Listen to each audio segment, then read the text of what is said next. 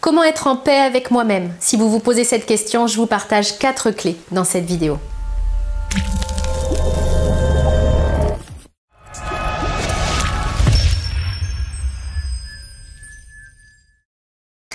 Bonjour, mon nom est Nathalie Martin, je suis coach en éveil de conscience auprès des hommes et des femmes qui veulent une vie remplie de sens et d'abondance à tous les niveaux. Si c'est votre première visite ici sur ma chaîne, soyez les bienvenus. Je vous invite à vous abonner pour avoir en priorité mes prochaines vidéos et également à lire toutes les informations qui sont écrites dans la description qui accompagne cette vidéo. Comment être en paix avec moi-même? Si vous regardez cette vidéo, c'est que vous vous posez cette question puis que vous aimeriez vraiment des réponses parce que probablement que vous sentez à l'intérieur de vous, au quotidien, que vous n'êtes pas en paix avec vous-même. Je connais bien cette sensation parce que je l'ai éprouvée pendant des années et je sais cet inconfort et puis surtout ce doute quand on ne sait pas vraiment pourquoi on n'est pas en paix avec soi et qu'on ne sait pas comment ramener cette paix intérieure. Je vais vous proposer 4 clés dans cette vidéo pour pouvoir vous aider. Mon intention forte, c'est vraiment que ce soit le cas. Première clé que je vous donne, c'est d'identifier vos valeurs. On parle très peu souvent des valeurs et pourtant, c'est parce que je vais vivre en cohérence avec mes valeurs que je vais avoir une paix à l'intérieur de moi. En gros, je vais être au bon endroit, au bon moment, puis en parfait alignement avec ce qui se passe dans ma vie. Mais pour pouvoir vivre en accord avec nos valeurs, il faut d'abord pouvoir les identifier. Vos valeurs, c'est vraiment une boussole intérieure. C'est quelque chose qui est très important pour vous, c'est quelque chose qui est fondamental.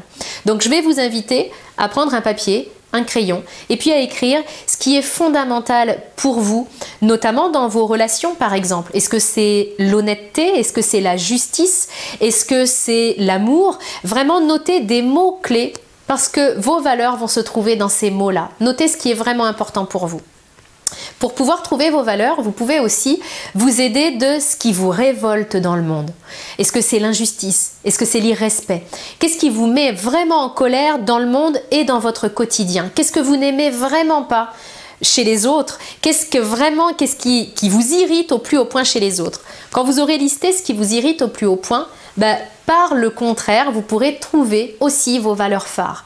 Par exemple, si vraiment ce qui m'irrite, c'est quand on me manque de respect, c'est que le respect est une de mes valeurs vraiment importantes. Maintenant que vous avez listé vos valeurs, nous en sommes à la deuxième clé, c'est de vivre en accord avec vos valeurs. Regardez les valeurs que vous avez, puis posez-vous cette question de savoir est-ce que ces valeurs-là, elles sont respectées dans ma vie?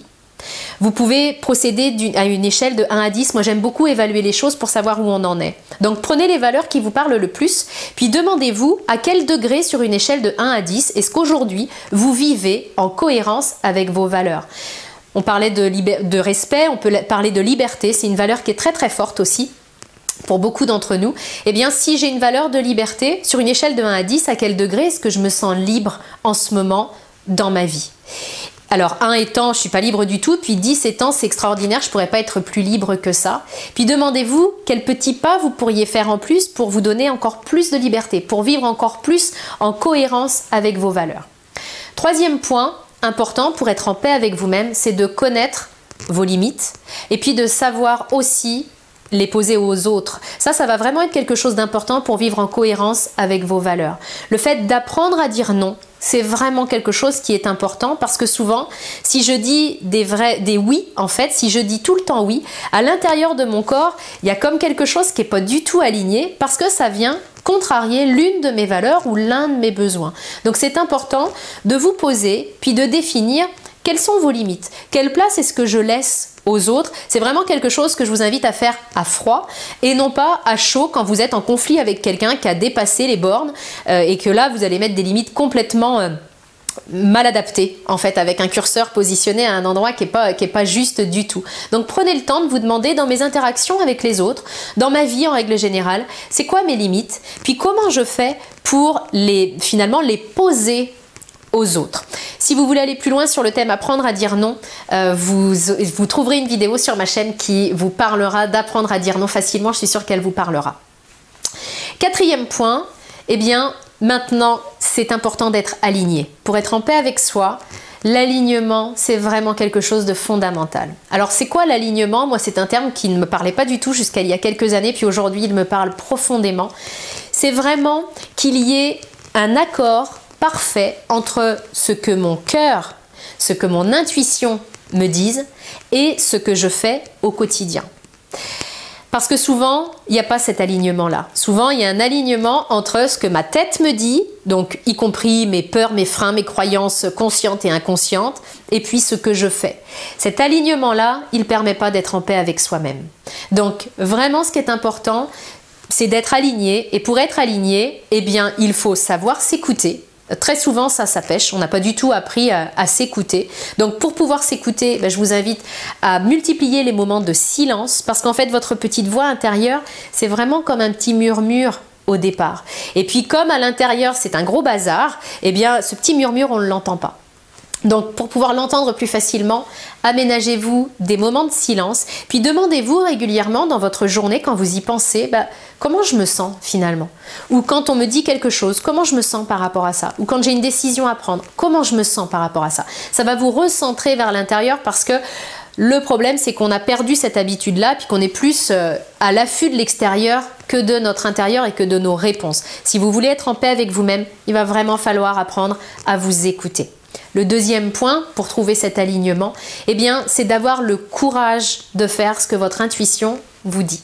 Parce que souvent, le cœur nous pousse dans une direction, puis la tête nous pousse dans une autre direction. La tête, elle est conditionnée par la normalité, par ce que j'ai appris, par mes croyances, on en parlait tout à l'heure. Mon cœur, lui, il s'en fout de tout ça. Mon cœur et mon intuition savent parfaitement où est ma place, puis quel est le chemin qui est bon pour moi pour expérimenter ce que j'ai à expérimenter. Donc vraiment, ça demande du courage de sortir des sentiers battus et puis de faire des choses dont je ne me sentais pas capable, de faire des choses qui parfois viennent contredire ce que dit la société ou ce que disent mes parents ou etc.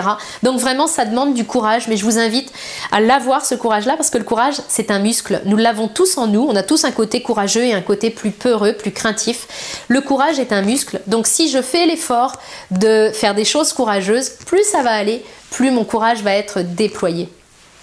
Le dernier point, pour vraiment arriver avec cet alignement entre mon intuition, mon cœur et puis ce que je fais vraiment dans la vie, eh bien c'est d'arrêter de toujours choisir le chemin de la facilité. L'être humain est ainsi fait qu'il prend très souvent la voie, en tout cas spontanément, il va choisir la voie de la facilité. Je vous invite à ne pas tomber dans le panneau parce que la voie de la facilité, c'est pas la voie de l'évolution. À tous vos stades d'évolution dans votre vie, il a fallu, ça vous a demandé de sortir de la facilité pour faire des efforts. C'est exactement la même chose parce qu'on continue à évoluer tout au long de notre vie. Si vous voulez être en paix avec vous-même, je vous invite à ne pas choisir systématiquement le chemin de la facilité, mais à choisir le chemin qui résonne le plus envers vous. Je termine avec ma question du jour aujourd'hui. Quelle est votre valeur fondamentale? Quelle est la valeur la plus importante pour vous dans la vie? Si cette vidéo vous a aidé, je vous invite à la liker, à la partager pour qu'elle puisse aider d'autres personnes. Puis si vous voulez aller plus loin et vous créer une vie remplie de sens et d'abondance, vous pouvez télécharger en premier pas mon coffret 3 clés pour redonner du sens à votre vie. Je vous retrouve très bientôt dans une prochaine vidéo.